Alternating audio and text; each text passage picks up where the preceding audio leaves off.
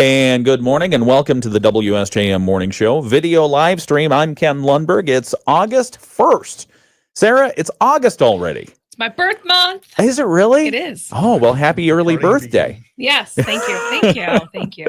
So Sarah Spoonholtz is here. She's from the Southwest Michigan Regional Chamber in her capacity as a great co-host, special co-host today. So thank you for joining us. You're welcome. Thank you for inviting me on. Absolutely. And Eric Lufer is here. He's our special guest this hour. We typically don't have guests on Fridays, but I understood you were going to be in town last night talking to a group of individuals about a certain initiative that we'll talk about in a moment. But you are the president of the Citizens Research Council of Michigan. We're going to be talking with you about the research your organization has done. Your organization, correct me if I'm wrong, is nonpartisan and nonprofit. Right. Yeah. 501c3 organization. So we hope everyone listening will go to our website, crcmich.org, learn more about us and help us to be sustainable by funding us and contributing. We're very independent and nonpartisan with the idea, especially today, the hyper-partisanship. Yeah. Everybody just needs good information about what's happening to them, good information about government. We're not trying to put any spin on it. We're just trying to help you understand your property taxes, your sales tax, the city charter issues, anything to do with state and local government. And we're going to help you understand it. And then you can put your own policy lens on it, your own ideological lens. If you're a conservative, if you're a progressive, that's fine. But if we aren't agreeing on what the facts are, then we're just talking past each other. That's a really important point, because as I was doing a little bit of research on the initiative process and the ballot process, if folks get enough signatures for the Axe My Tax initiative, then they can get on the ballot. But in gathering those signatures, and this isn't true, this is true not just for Axe My Tax, any initiative, anytime you're asked for a signature, the people who are asking for your signature, they don't necessarily have to give you all the facts or put them in context or even be telling you the truth. That's not a requirement. The only requirement is they get a signature. Yeah, we went through this a couple of years ago, and people were just flat out lying, trying to get signatures on the ballot. And the court said, look, you have to do your homework. This is tantamount to signing a contract. And if you don't understand what you're signing your name to, then shame on you. There's no backseas. You, the voter. You, the voter. Yeah. Right. Okay. And how did Axe My Tax, and we just have a minute here to kind of give an overview. How did Axe My Tax get on your radar? And we'll explain what Axe My Tax is here in a few moments, but how did that get on your radar initially as a group? They tried a year ago to get on the 2024 ballot, started circulating petitions, came up short. So we started hearing about it a year ago.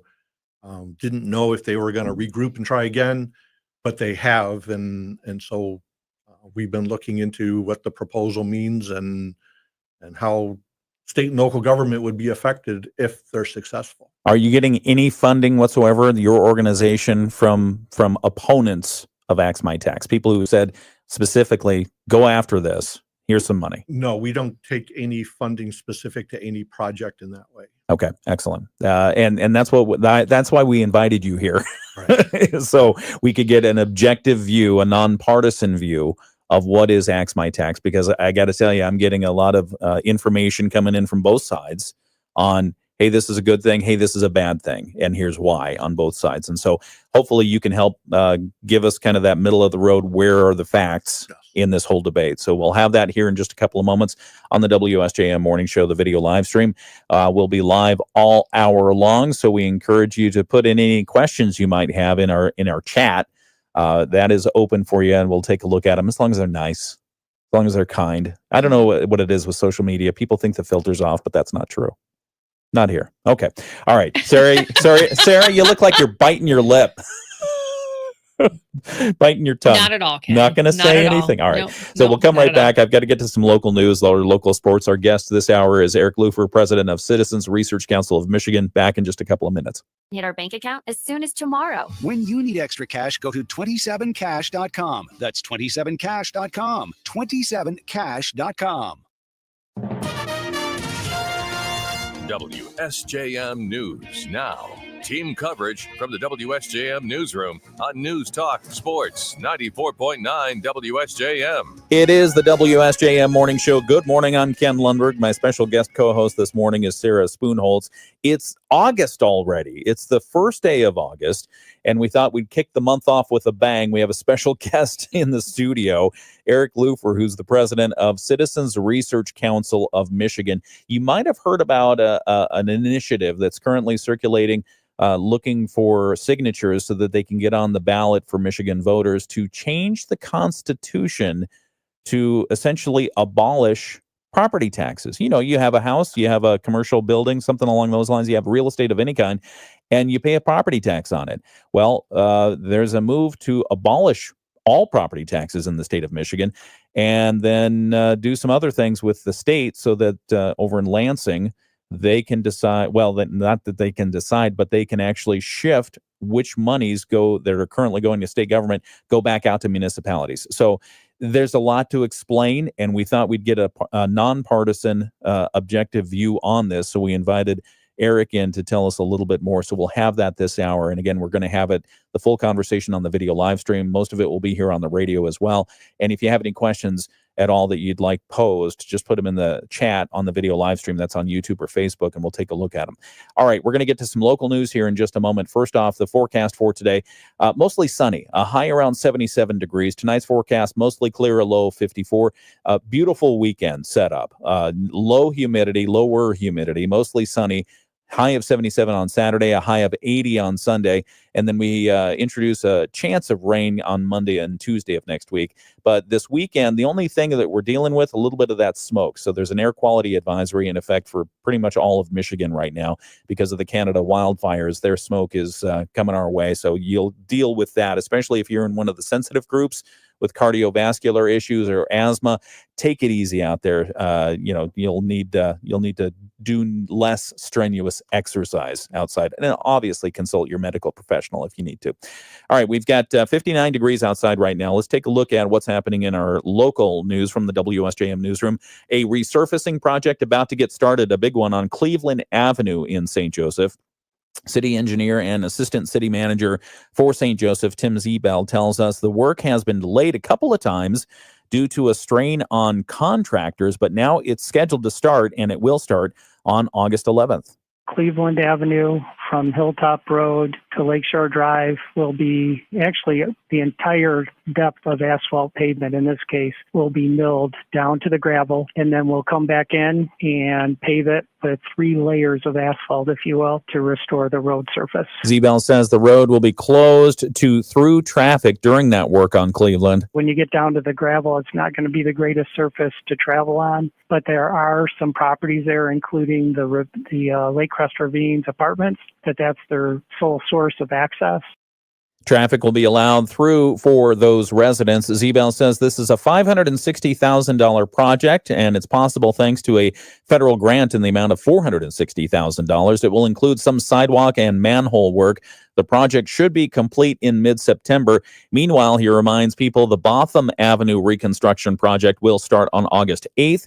That'll be on Botham from South State Street to Niles Avenue, and it will result in the closure of South State Street at Botham, as well as some disruptions on Niles. Zebel says the north-south travel in the city is about to get a little bit difficult during the month of August, but he says the projects will be worthwhile. A land preservation group says they've now acquired another 31 acres of property in Royalton Township that will be converted into a natural preserve, a nature preserve. Chickaming Open Lands Director Ryan Postema tells us the new Chapman Family Preserve is located off Bacon School Road, not far from M139, and directly adjacent to Royalton Township Nature Trail. So there's an existing park there. This will essentially double the acreage that's will be open to the public for recreation.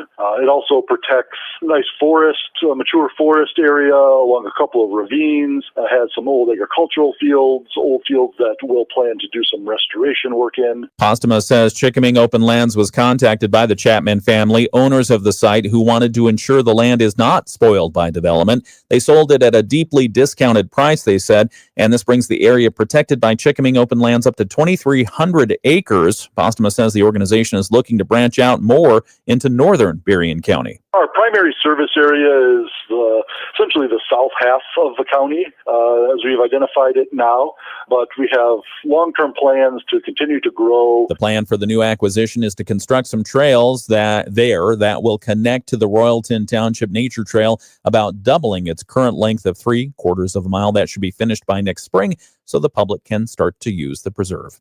2 major art craft fairs are coming to South Haven this month. South Haven Area Chamber of Commerce Assistant Director Olivia Thompson tells us the 40th Annual Blueberry Festival Craft Fair will be on August 9th and 10th at Stanley Johnston Park, and she says there will be plenty to see. We are going to have 175 booths with craft vendors, all the way from artisans making homemade baked goods to hand-crocheted stuffed animals, handmade clothing. We have handmade jewelry, garden decor, everything you can kind of imagine, we've got it. The fair will run from 10 a.m. to 5 p.m. on Saturday the 9th and 10 to 4 on that Sunday. It's happening at the same time as the National Blueberry Festival. Thompson says they'll have crafters from all over the country on hand, and everything they sell will be handmade. The annual All Crafts Fair returns for Labor Day weekend with more than 150 artists and makers. That event will take place on Saturday, August 30th, and that following Sunday, also at Stanley Johnston Park. Thompson says for both fairs, the Chamber is offering a shuttle to the park that will run from North Shore Elementary, and all are welcome to attend. That's a look at some of the local news that we're covering in the WSJM newsroom this morning. It's 7:11. Good morning again. I'm Ken Lundberg here. My guest co-host is Sarah Spoonholtz. And also, we have a special guest in studio right now, Eric Lufer. He's the president of the Citizens Research Council of Michigan. And for those who were not listening on the video live stream, Eric, good morning. Good morning. Welcome to the WSJM studios. Very pleased to be here. Yeah, tell us just a little bit about your organization, and then we're going to talk to you this hour. For those just joining us, we're going to talk to you this hour about Axe My Tax. You don't have you're not part of that initiative. You're not part of any group that's for it or against it, but your group has done research on it. And so we'll ask you this hour to give us factual information, your objective opinion on what is it that initiative is and what it means for people, whether you're a private property owner or you're a municipality that has to deal with budgets and public safety and schools and that kind of stuff. So anyway, Eric, thanks for joining us. What is the Citizens Research Council of Michigan? The Citizens Research Council is a 109-year-old organization, a small not-for-profit organization. We have 10 staff members that do public policy analysis on state and local government policy issues. We aim to be very independent and nonpartisan with that research. So we're not trying to push government to the right or to the left. We're trying to provide good information so policymakers, business leaders, citizens, media have good information to make their decisions on. Just like if you were going to go buy a car, you would go do your research. If you were going to choose a school, you would do your research.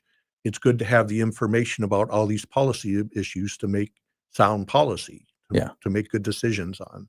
And most, we're living in a world of hyper partisanship. Yeah. Everybody is far right, far left. A lot of us live in the middle. Regardless of where you are, we have to agree on the facts. If we're not agreeing on the facts, then your right-wing ideology and my left-wing ideology, we're just going to talk past each other. Right. So let's agree on the facts and then try to decide what to do about it based on our ideology.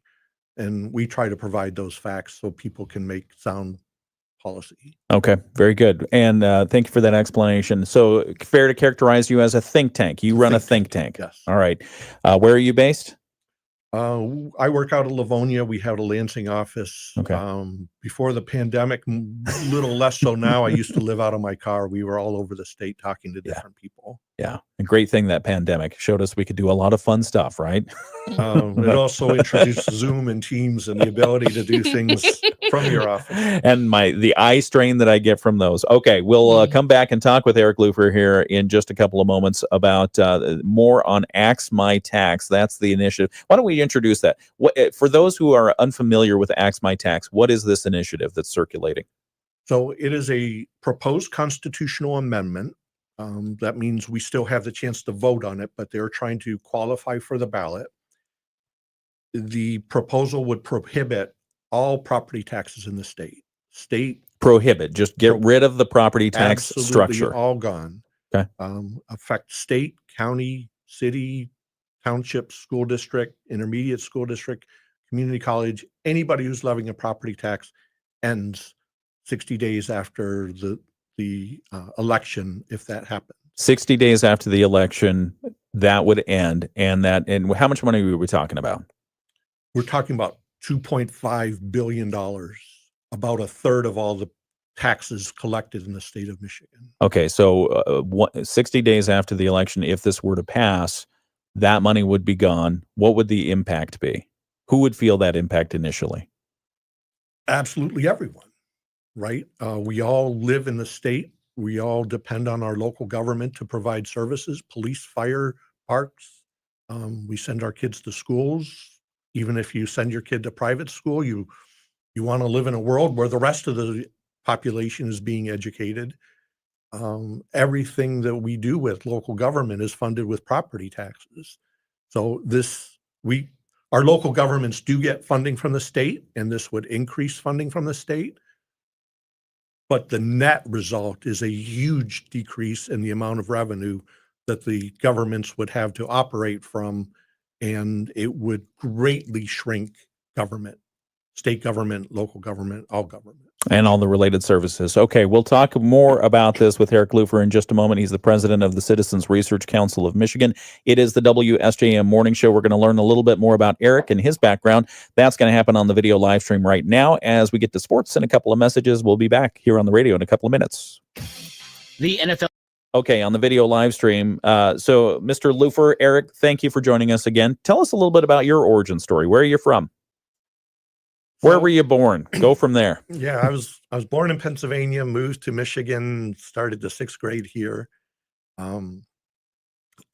Graduated high school, went up to Michigan State, the James Madison School of Policy and pre-law, everything that James Madison does. Okay. Graduated and couldn't find a job in the late 80s. What was your degree in? International relations. Oh, okay. All right. So I ended up working in local government that has so little to do with international relations. But after a while of sending resumes out, I decided it was time to go back, get a master's, make myself more marketable. Yeah. And about that time, found the Research Council, and we had a fellowship program. So they hired me for the fellowship, paid for my master's work, hired me in after that. And so I've been working for the Research Council, doing local government work, property taxes, city charters, city township consolidation, all sorts of issues like that. And then in 2014, vacancy at the leadership, and I took over as president. So it's been 37 years working with the Research Council. 37 years at the Research Council. And in that time, how many papers would you say the Research Council has put out? I didn't tell you there was going to be a quiz on this. Yeah, how many do you put out a year? In that 37 years, we've probably done 350 papers. That's a lot. It's a lot. Yeah. How long does it take for you take the organization to research an issue, say on Axe My Tax, for instance? Yeah, the Axe My Tax came together so well. Part of what I just said is I've spent my career looking studying at that. Property taxes. Yeah. So I knew exactly where to go to get the information, pull it together within a couple of days. Here's your slideshow. Let me tell you everything you need to know about this. Yeah. How long it takes to do a paper depends on the subject matter and how deep we're going to get into it. We have a couple projects right now that the researchers have spent more than a year working on. Those will be in-depth studies. We just published a paper this week on how the big beautiful bill, whatever they call Trump's thing, how that's going to affect state finances with Medicaid cuts, with the tax changes, everything going on. That came together in about a week. Okay. We do some short work that takes a couple of days. We do these long projects. So it really varies based on the project. But I also noticed you have a report up there on Michigan roads. Yes. So if you're looking for any information on what that debate might shape up to be and some of the considerations, for sure, go to the website, Citizens Research Council of Michigan. Yeah, the bottom line in the roads, clearly more money is needed, but the governments are not using the money we're giving them now very wisely. And we could get more bang for the buck if we really dug into Act 51, the act that the master act for all road issues. It needs fixed, and we're just not using the money very efficiently that they give them. Okay. All right. We're going to come right back in just a moment. We've got to quick check the weather, and then we'll be back to talk more with Eric Lufer, president of Citizens Research Council of Michigan. The topic this morning is the Axe My Tax proposal. That's coming up right here on WSJM Morning Show. At the beaches today. Tonight, clear skies. We drop to 54 and sunny tomorrow with high temperatures at 77. I'm WSBT 22 Chief Meteorologist Carrie Peugeot. The Morning Show with Ken and Friends on 94.9 WSJM. Hey, it's the WSJM Morning Show. Good morning. I'm Ken Lundberg. It's 7:21. My special guest co-host this morning is Sarah Spoonholtz. You typically hear her from, the Southwest Michigan Regional Chamber of Commerce perspective. But I also asked her to come in. I mean, because you're with Midwest Family. You've been part of the family for a long time. 16 years. 16 Yeah. 16 years you were here. You went on to bigger and better things. So we appreciate you coming back and saying hi and every now and again. Also in the studio right now on this Friday, we have Eric Lufer, president of the Citizens Research Council of Michigan. And he agreed to come by and talk with us this morning. Again, thank you. We appreciate you. And tell us a little bit about Axe My Tax. So you came in last night to talk to a group of individuals, an event to talk about Axe My Tax. For the layperson, Axe My Tax. Could you explain what is it in general? I mean, this is a initiative petition that's circulating right now to amend the Constitution for Michigan. What would it specifically seek to do? What does it seek to do? It specifically seeks to eliminate all property taxes in the state. So the general property tax you have, but also at the state level, there's the state education tax, utility property taxes. We think even your car registration, it's based on the value of your car. So that sounds like a property tax to us. So it would get rid of all those property taxes. It would require a supermajority vote, whether it's a local tax asking voter approval, or at the state level, the House and Senate, 2/3 vote in each chamber to increase any taxes. And then it would, through the Constitution, require the state to send more tax money back to local governments, a little bit of backfill for the lost property taxes, more sales tax back to local governments, income tax, marijuana tax, alcohol tax, tobacco taxes. So there is some backfill, but there's a whole lot of property tax revenue foregone because of this. It's not a one-for-one replacement. So let's dive into that. But on the surface, I think you get a lot of people's attention when you say, hey, we're getting rid of a tax. Right. Who likes to pay taxes, Nobody. right? Nobody likes to pay taxes. And so on the surface, this seems like a good thing. And I've looked at the Axe My Tax materials, and I've watched a couple of their videos. And they're hyperbole, because I'm going to call it what it is, hey, nobody's doing anything right with your money, so let's take it away from them. And this is that effort. I mean, is that an accurate characterization?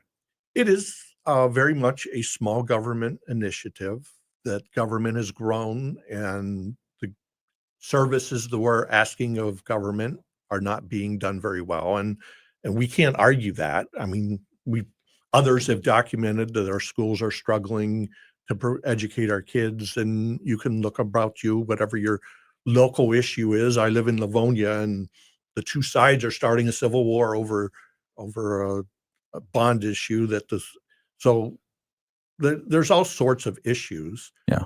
The issue by doing this constitutional provision, though, is that if we decide, hey, we need to do some of these things, now we have to go back and amend the Constitution to undo some of what this has done. And that's a very cumbersome process. Yeah. So yes, we need to fix our schools.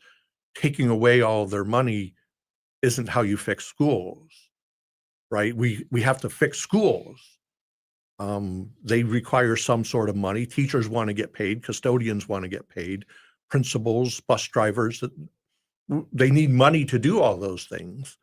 Yes, there are private schools out there that could replace that, but not nearly enough to serve the 1.4 million kids attending public schools. Yeah. So it would require a sea shift in how we run government, and that can't happen overnight, right? This is massive changes that are going to require a lot of thought, a lot of conversation in Lansing and in your own city and township halls and school boards and things like that. And doing it by constitutional amendment where you just blow everything up and let's see where the dust settles has huge implications. Yeah, so the actual language of the initiative petition, the amendment to the Constitution, is a constitutional amendment to prohibit real and personal property taxes, which are currently the primary funding source for counties, municipalities, schools, community colleges, parks, and voter-approved bond repayment. So if you have a bond to, say, build a new school somewhere, this affects that. Increase then it would increase the portion of state sales tax that's redirected to cities.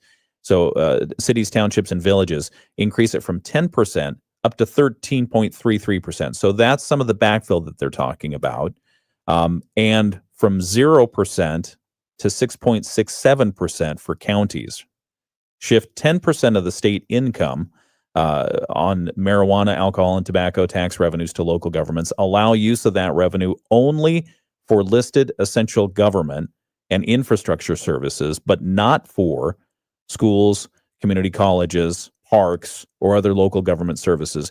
And as you mentioned, it will require 60% voter approval for local tax increases and require a 2/3 vote of the legislature for tax increases greater than 0.1% over 5 years. I get lost on some of that, but I mean, so what you're saying is, even though it shows a shift in increase of sales tax to cities, townships, and villages by 3 1/3%, and shifting some of the monies up to counties from 0 to 6.67%, it's still not a 1-for-1 replacement of what will be going away. Yeah, we've gone through and done the math. So already cities, villages, and townships get both constitutional revenue sharing and what's called statutory. The legislature has said we need to increase the amount of revenue sharing beyond what the Constitution. So the income tax, the alcohol tax, the tobacco taxes, that would all be new. The marijuana tax is already shared, and this would result in a decrease in the amount of money that's sent from the marijuana tax. So when you do the math on all that, how much is new compared to the property taxes that those governments are currently received, it's still a $4 billion result in less taxes to cities, villages, and townships. For counties, it's a $1.7 billion decrease in the resources available to them. So these are per year? Per year. Okay. There's no backfill for schools. There's no provision for the debt, right? We're over here in West Michigan, far removed from Detroit, who 12 years ago went through bankruptcy. And Wall Street during that time was like looking real carefully, like how creditworthy is Detroit? But as Detroit is a subset of Michigan, how creditworthy is the state of Michigan? Right. We were on their radar and they're like feeling better and better. Detroit's doing better. Michigan back on its feet in local governments. Nobody's in receivership or anything like that. But this is going to put Michigan back on the radar of Wall Street. Like, are you going to walk away from your debts? Who's going to pay that if you're not collecting property taxes to come up with the money to send to the debtors, people who have lent money to our state and local governments? Yeah. So this raises a lot of issues. I want to talk about alternatives to the current property tax structure, because I think part of this is born out of people fearing that property taxes are going up too high because you have the housing market, the situation of supply demand playing out, and some people say they're being priced out of their homes, can't afford their taxes, and this is a way to get at that so that you don't lose your home because of your property taxes. Is this the right way to go about addressing the issues many people are feeling with property taxes? Yeah, I mean, so the issue of let's not tax people out of their homes has been around for years and years and decades. Probably since we instituted a property tax. Probably that long. Yeah. But it really became a major issue in the 1970s. There was a tax revolt across the nation, and Michigan ended up with a proposal that we in the business called the Headley Amendment, named after Richard Headley. And it said we need to pump the brakes on how fast revenue is flowing into our local governments. Let's say it can only go in at the rate of inflation. And there's a whole bunch of mechanics to go into that. But still, you could live on one side of the town and your property's appreciating quickly, live on the other side, and it's maybe even decreasing. The net result is inflationary, but those people on the one side of town with high appreciation say, wait a second, we thought we were getting tax relief, but you're still creating pressure. I still could get taxed out of my home. So in 1994, we created what we call taxable value. Now on a parcel by parcel basis, the value of your home for tax purposes can only go up by the rate of inflation.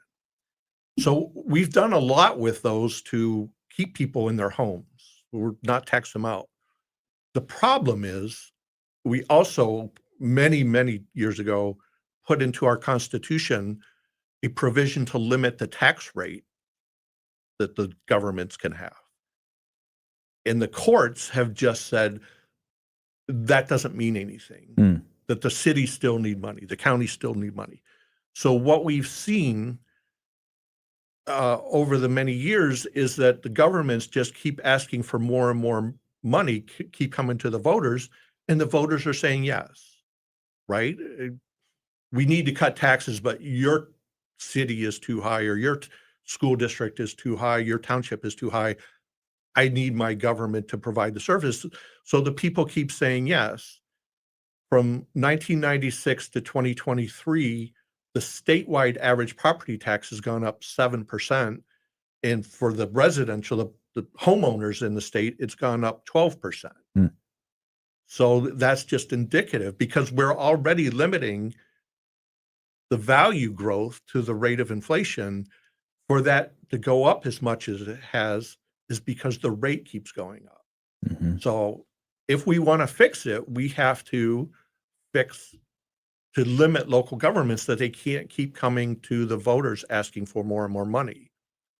We also have the problem in Michigan that the property tax is the only means that most local governments have of raising money locally. Right. No sales tax ability. There's no local sales tax. Cities have the access to a local income tax, but only 24 cities do it. To get really wonky just for a minute, a good government looks at all the economic activity occurring within it and tries to levy taxes without affecting decisions, your family decisions, your business decisions. And we want to do it in a balanced way. We talk about a three-legged stool, with one leg being property taxes, one leg income, and one sales. Well, Michigan, the sales tax leg is about 2 inches tall. The income tax leg is about 6 inches tall, and the property tax is 3 feet tall. I can't sit on that stool. Right.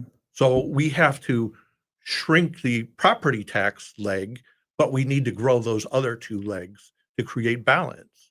This will allow people to stay in their home, because we're not leaning on that property tax leg exclusively.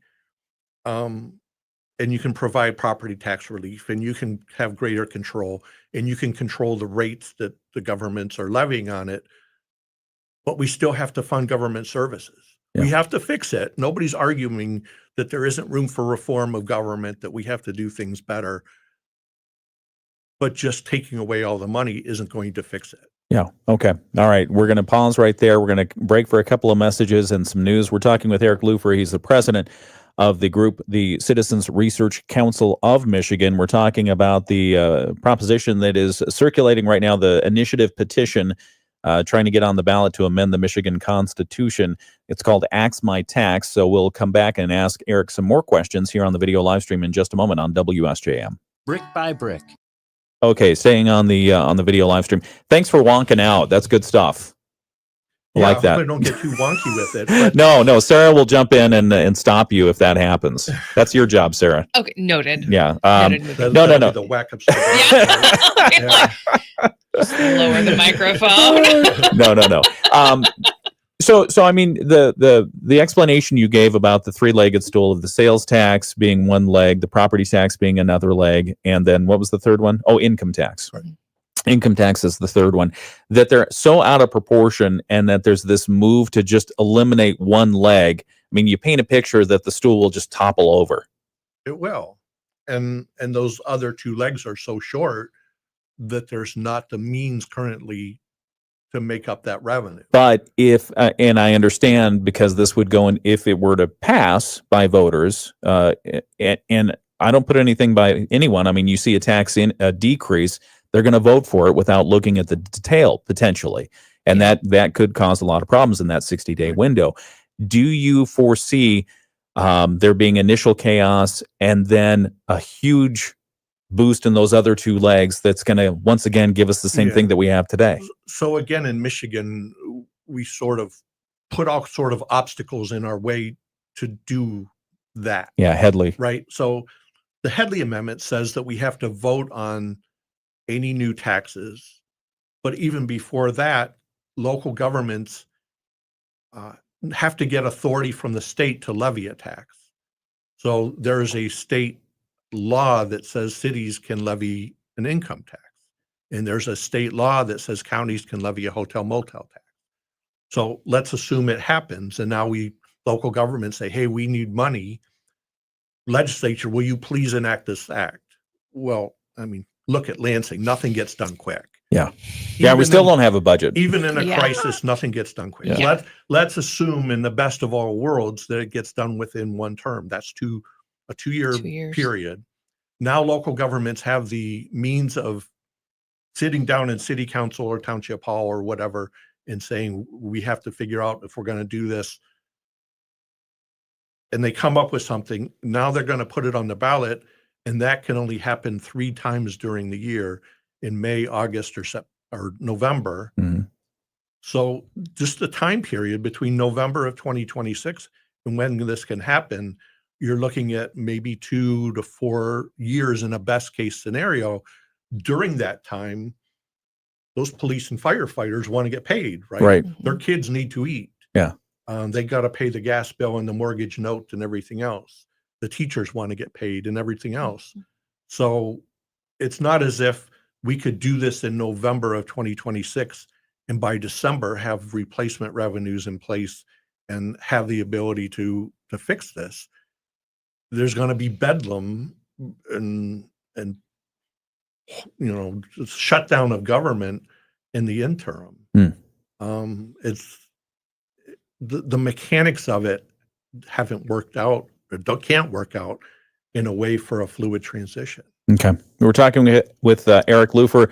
He is with the think tank Citizens Research Council of Michigan. We're going to come back and talk some more with him about Axe My Tax. We for those of you just joining us who didn't hear it at 7:00, we wanted to get an objective, nonpartisan, nonprofit think tank to come in and tell us a little bit about this initiative. So we wanted to give you the facts. And so here they are. And if you have any questions, just put them in on the live stream video chat on YouTube or Facebook, and we'll pose them as we can. WSJM Morning Show. Come right back. The list of new tariffs just ahead of his August 1st deadline. The result will be higher tariffs on goods from almost all U.S. trading partners. Gina Cervetti, Bloomberg Radio. The Morning Show with Ken and Friends on 94.9 WSJM. WSJM Morning Show continues 7:39. Thanks for joining us. I'm Ken Lundberg. Here with me is Sarah Spoonholtz, and we also have a special guest in studio on this Friday. Eric, we typically don't have guests on Friday, but special. Yeah, you're special. I feel very special. let's tell my kids that. Right? Has Berrien County been good to you so far? You were in last night talking to a group of people about the Axe My Tax. Yeah, I'm a big fan of Berrien County. We love coming over to St. Joseph and enjoying the beaches and the restaurants. And we're going to go out explore some other parts of the county later on today. Superb. That's West excellent. Coast is the best coast. Absolutely. Eric Loof. Bring my credit card with me. Yeah, do that, please. Leave a lot of money here. We like that. Eric is the president of Citizens Research Council of Michigan. We're talking about Axe My Tax, so we'll continue that conversation here in just a couple of moments. First off, though, we've got to get a quick check of the weather forecast for this weekend, starting with today. Mostly sunny skies today. It's going to be another great beach day, although if you've got asthma or a heart condition or something like that, if you're sensitive to the atmosphere, know that we still have that air quality advisory in place because of all the Canada wildfire smoke that's blowing through the area, all of Michigan pretty much. So just take it easy out there and do what your doctor says is right. High of around 77 degrees today. Tonight, the forecast, mostly clear skies, a low around 54. So if you're out in a tent, it's going to be comfortable. Saturday's forecast, mostly sunny, a high around 77. Sunday, mostly sunny, a high of 80 degrees. And a low of 58. We've got a chance of rain Monday and Tuesday and Wednesday of next week, but the temperatures staying reasonable, probably in the lower 80s. 740 WSJM Morning Show continues. World news now from ABC. ABC News, I'm Sherry Preston. The White House tariffs kick in a week from today, thanks to another executive order signed by President Trump. ABC Chief Washington correspondent Jonathan Karl. With this executive order set to go in effect 7 days from now, there will soon be higher tariffs on virtually all of America's trading partners, the highest in nearly a century. Most economists say that means higher prices for almost all foreign-made goods sold in the United States. President Trump ordering a 35% tariff on goods from Canada. That goes into effect immediately. Trade negotiations with Mexico will continue for another 90 days. Last weekend, the president said he was giving Russia 10 to 12 days to implement a ceasefire in Ukraine. Overnight, 31 people were killed in the Ukrainian capital of Kyiv in missile and drone attacks, including 5 children. A teacher who police say stabbed a mom and dad to death on a hiking trail in Arkansas will have his initial court hearing today. This is ABC News. WSJM News Now. Team coverage from the WSJM Newsroom on News Talk Sports 94.9 WSJM. WSJM Morning Show continues on your first Friday of August. It's the first day of August, August 1st, 2025. I was just saying behind the scenes because there's an air quality alert and you can almost taste the smoke. The metallic. Yeah, and it's not a good thing. Yeah. It's not a good thing. So if you're tasting pennies. Yeah, that's what it is. Yeah. It's the Canada wildfire smoke. Somebody asked on the video live stream, what's up with all the Canada wildfires? It's dry up there. Yeah. And they have a ton of wildfires. If you have one of those fancy weather apps that shows you where the wildfires are, it's just incredible how many fires are going on up there. I mean, I know it's the season, but it's just, and the weather patterns are bringing the smoke all the way right into the United States via Michigan. So thank you. We appreciate that. Let's see. What else do we have on the video live stream? Because we're talking about the Axe My Tax initiatives, Diane asks, do secondary properties get the higher tax rate? I think in many areas they do. If it's not your homestead, you get a different tax rate. Right. Part of what we did when we did school finance reform is we set up a system so that the local property tax, 18 mills, in most school districts, is levied on everything but the residential property, the property that the owner owns and lives in.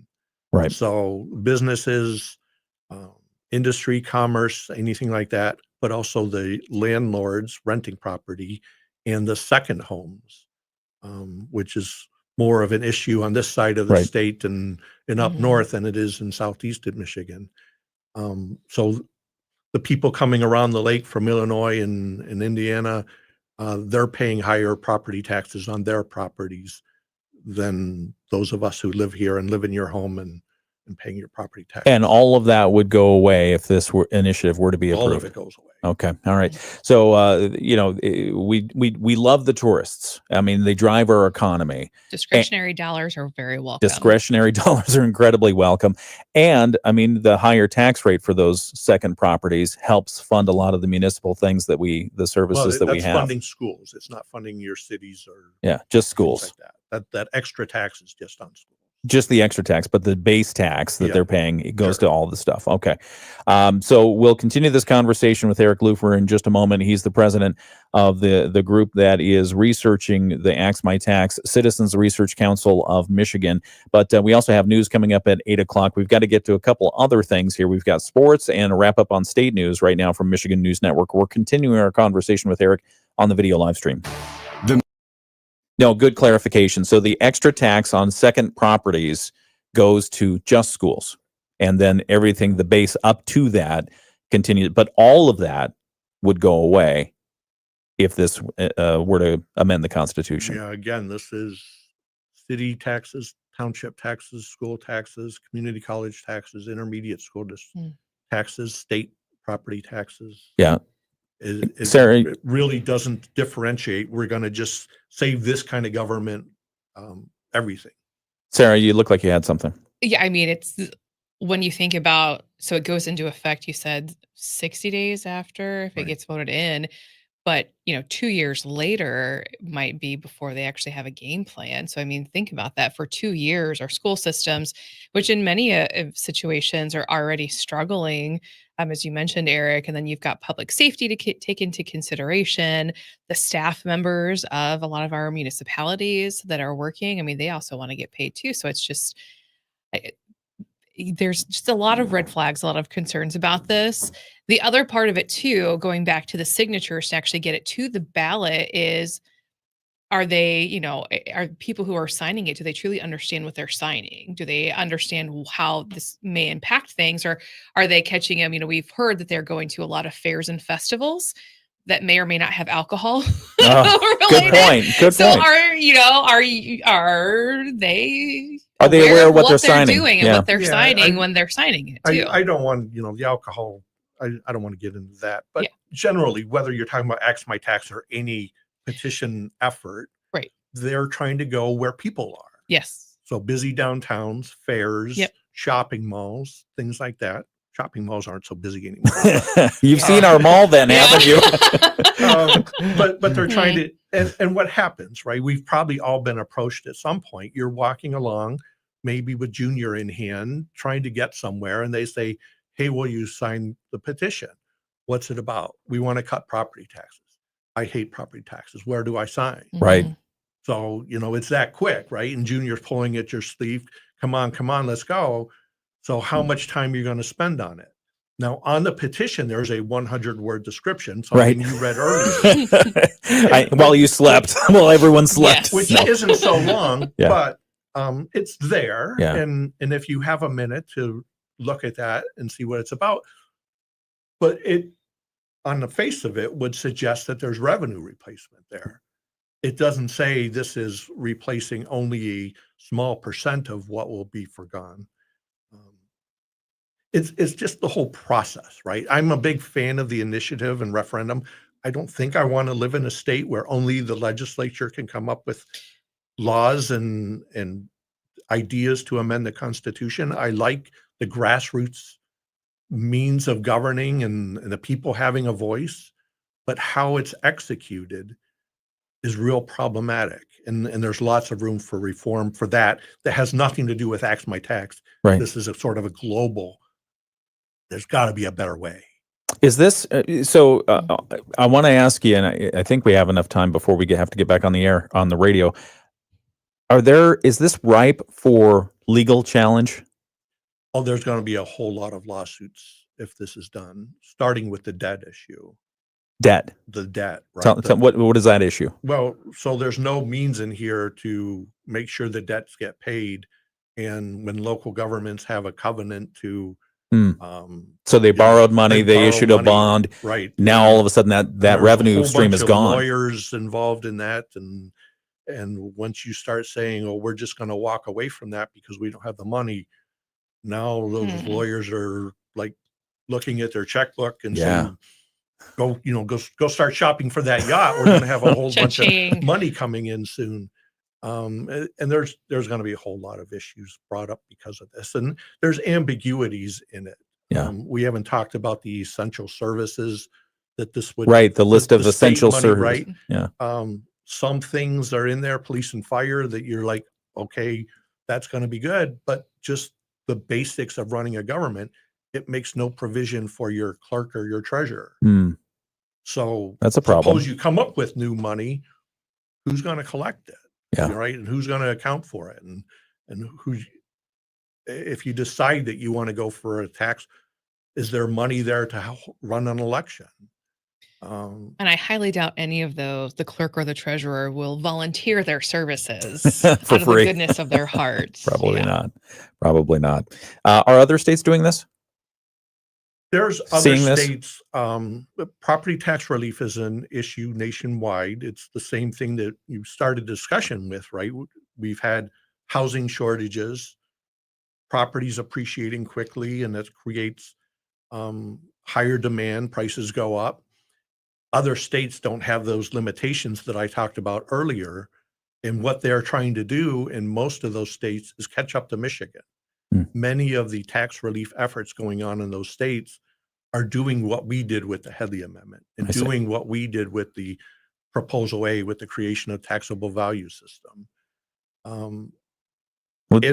Let's put a pin in that for just a moment. Sorry, 7:50. Got to get back on the radio here. It's the WSJM Morning Show. Afternoon, some of the bigger waves from last night and early this morning will start to slow down a little bit. We should see waves around 2 to 3 feet at the beaches today. Tonight, clear skies. We drop to 54 and sunny tomorrow with high temperatures at 77. I'm WSBT 22 Chief Meteorologist Carrie Peugeot. The Morning Show with Ken Lundberg on WSJM.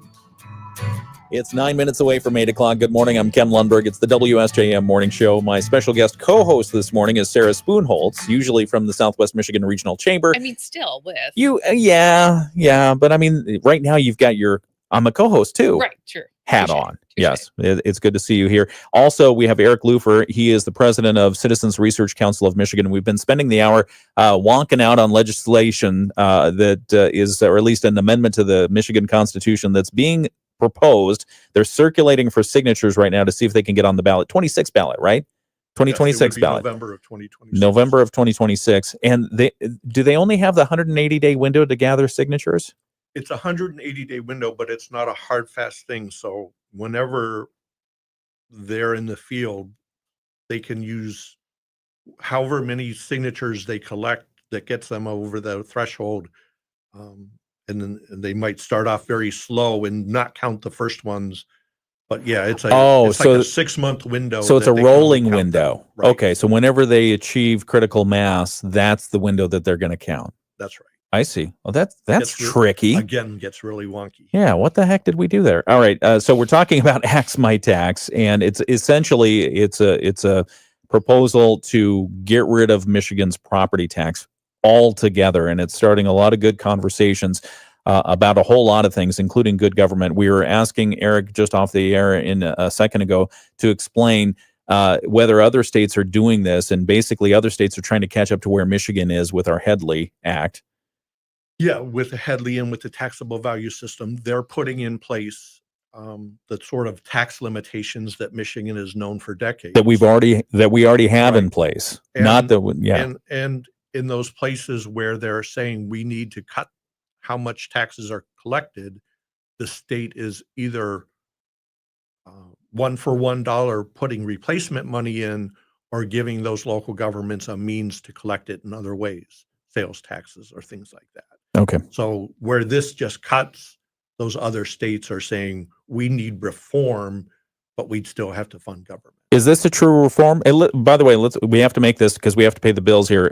This is part of our Moody on the Market update this hour. It's brought to you by Insurance Management Service. Call IMS today. They are your local auto owners insurance agency in St. Joseph and in Niles. Is this good governance? Is this the way to govern? Yeah. So this is my criticism with the initiative process. Okay. Right. If I came to you as a state legislature and said, I have a good idea, you would say, well, let's go talk to the fiscal agency and find out what the numbers look like, and talk to the lawyers and see, could this be done? And you would talk to your other legislators, Republicans and Democrats, and say, here's my idea. What's good or bad about it? How can we fix it? How can we make it work? When you have an initiative like this, you just get a bunch of friends in a room, say, we need to do something and let's come up with the writing, but you don't vet it with the money people or the legal people or even the opposition that says, well, did you think of this or that? Right. So this is what we need to fix in Michigan with the, how do we keep the grassroots but make it work better? Yeah. And other states have some of that process in place. It's not like we would be creating it out of whole cloth. We could look at those other states and say, that's a good idea. Let's do that here. Yeah. What is the, so if the property tax in Michigan were to go away, how much of state money is that? How much money is that as far as the state budget? So again, we talked about the state having to backfill part of what the local governments lose. That's $2.8 billion that the state collects and would have to give away. They couldn't use that for any state purposes, but there's also state property taxes that would be lost.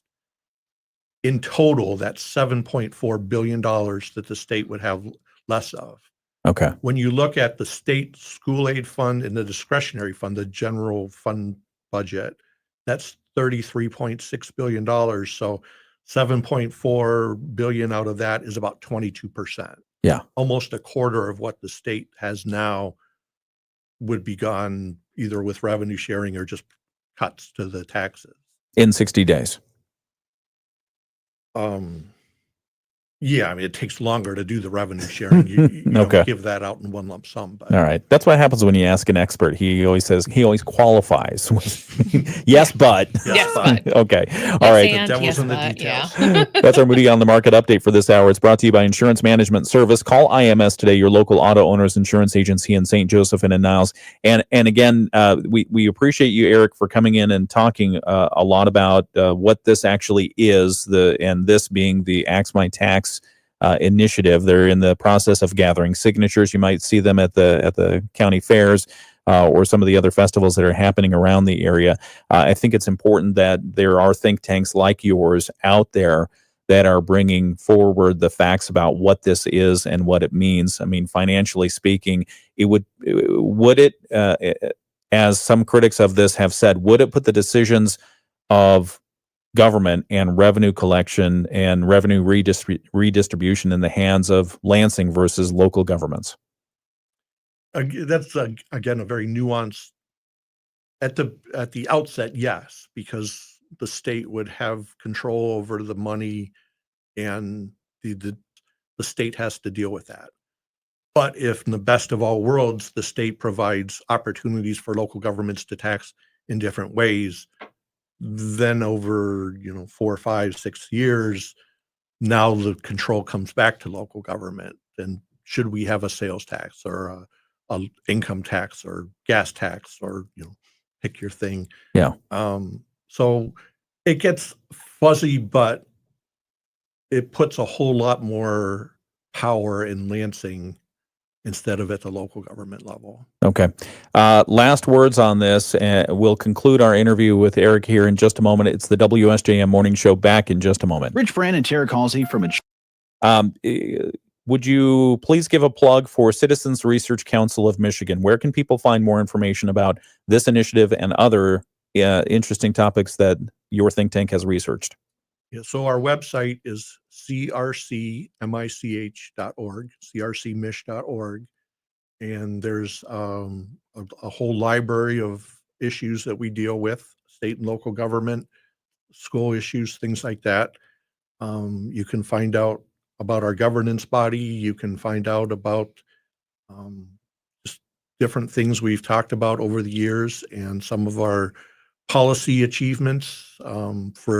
We've never been a very big organization, but over 109 years, it's an incredible amount of policy that has been affected by the work that we do. We're the most trusted voice in Michigan on public policy issues, and it gets strained a little bit with term limits and people coming in needing to be introduced to the work we do. But now that term limits have been reformed, and we go up to Lansing and they trust us because we're not there to lobby them. We're not trying to sell them on something. We're trying to give them the ammunition they need to make decisions. Yeah. I'm a big fan of the Congressional Research Service, and a lot of what you do, I feel, is along those lines. Very much along the same lines. So we appreciate what you're doing and the information that you bring forward so that people can make better decisions. We'll be right back in just a moment. It's the WSJM Morning Show. A product of Midwest Family Marketing and Media. Proudly serving our community. The Morning Show with Ken Lundberg on WSJM. 7:59. That hour breezed by for me. I hope for you too. Eric Lufer is the president of Citizens Research Council of Michigan. Thanks for joining us. We appreciate you. And I know we're now out of time, but thank you for joining us. And if you need more information, just Google up Citizens Research Council of Michigan. Eric, thank you. It's 8 o'clock. From ABC News, I'm Sherry Preston. President Trump's tariffs, which were supposed to kick